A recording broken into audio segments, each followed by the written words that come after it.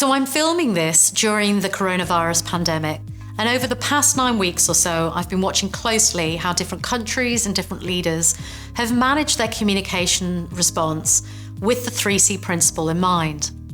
And it's been both a fascinating and sometimes painful thing to observe how they have or haven't been implemented. For example, in the UK, we started off slowly, the message wasn't clear, it wasn't consistent, but it did start to become compelling. So changes were then made when the public didn't respond as quickly as the government had hoped to the social distancing guidelines. And the message then became much clearer, always consistent: stay home, stay safe, and support the NHS. They learned. The whole team began communicating the key messages, and they organised a briefing each day at 5 p.m. And as a result, this has now become a consistent message across all the spokespeople at the same time every day. However, fast forward a few weeks, and the government have forgotten to stay on track with these communication principles and even their own guidelines. And if you didn't know Dominic Cummings' name before this, you definitely do now.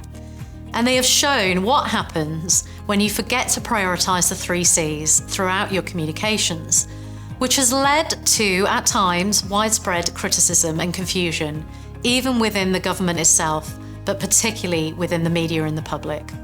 In America, Trump has shown us again that he struggles to stay on message, which, if nothing else, is certainly compelling. And when it looks like the message is veering off or making him supposedly look bad, his focus can change at any given time. And as a leader and communicator, this can be dangerous and has the potential to leave his team, or the team, in a precarious position. Additionally, in this particular crisis, it can leave the public feeling unsafe, unsure, and largely fearful as to who's in control and what they should be doing, and more importantly, if the crisis is under control. Jacinda Ardern, the Prime Minister of New Zealand, seems to have been the star performer in this crisis.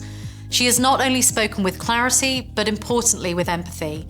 On one occasion, speaking to the camera in her sweatshirt and having her husband accidentally walk in the room during the recording. She speaks like us, but she also speaks with certainty.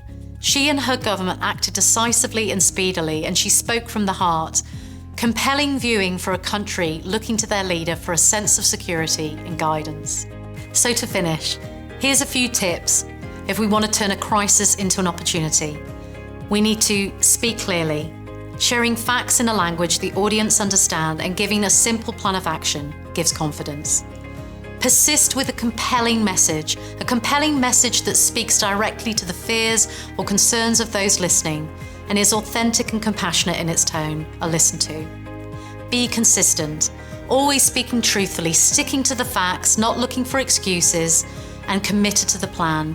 But assessing it at every key stage gives a sense of common understanding and belief that the crisis will be navigated through and could even be an opportunity.